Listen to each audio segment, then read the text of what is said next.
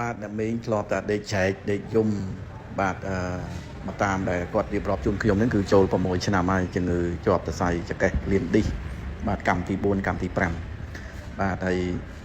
ក្នុងរយៈពេល1ខែជាងចុងក្រោយនេះគឺរហូតដល់គាត់ដើរអត់រួចបាទឈឺចុកចាប់ជាពិសេសគឺនៅពេលយប់ត្រជាក់ណា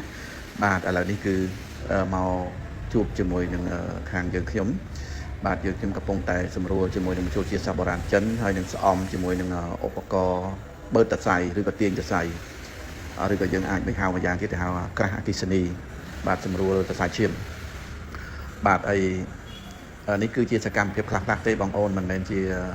រូបភាពពេញទាំងស្រុងទេយើងសង្ខេបនៅមានផ្សេងទៀតដែលជួយសម្រួលដល់សុខភាពរាងកាយរបស់គាត់ឲ្យល្អប្រសើរឡើងវិញបាទហើយឃើញថាមកដល់ថ្ងៃនេះគឺជាថ្ងៃទីលើកទី5ទី6របស់គាត់ហើយឃើញថាលទ្ធផលបាទគួរជាទីពេញចិត្តផងដែរបាទមិនក្រោមពី 70% ទេបងប្អូនហើយក៏សូមអរគុណដល់អ្នកភូមិផងរបងចិត្តខាងរបស់គាត់ដែលបានណែនាំបាទហើយចំណែកខាងលោកពូម្នាក់នេះគឺគាត់បញ្ហា stroke ខាងឆ្វេងបាទ stroke ខាងឆ្វេងបាទធ្ងន់ដៃធ្ងន់ជើងតម្រើកដៃតម្រើកជើងពិបាកដើរឥឡូវនេះគឺគាត់មកទទួលសេវាជាមួយនឹងយើងខ្ញុំនេះគឺបានចំនួនប្រហែលជា5ដងដែរបាទ4ដង5ដងដែរបាទឃើញថាលទ្ធផលក៏មិនខុសពីអ្នកមីងដែរល្អប្រសើរច្រើនអញ្ចឹងចុងក្រោយនេះខ្ញុំអត់មានអីទេមានតែសារផ្ដាំផ្ញើជូនទៅកាន់ពុកម៉ែបងប្អូនដែលមានបញ្ហាជាប់សរសៃខ្នងខ្សែចង្កេះហើយបាទមិនចង់ធ្វើការវះកាត់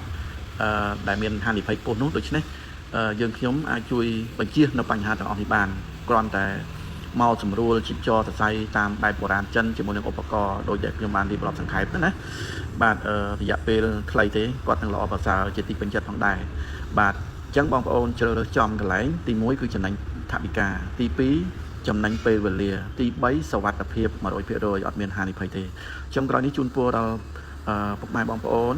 ជាពិសេសគ្រួសារបៃតងជួបតែសុខភាពល្អសំណាងល្អគ្រប់គ្នាបាទសូមអរគុណ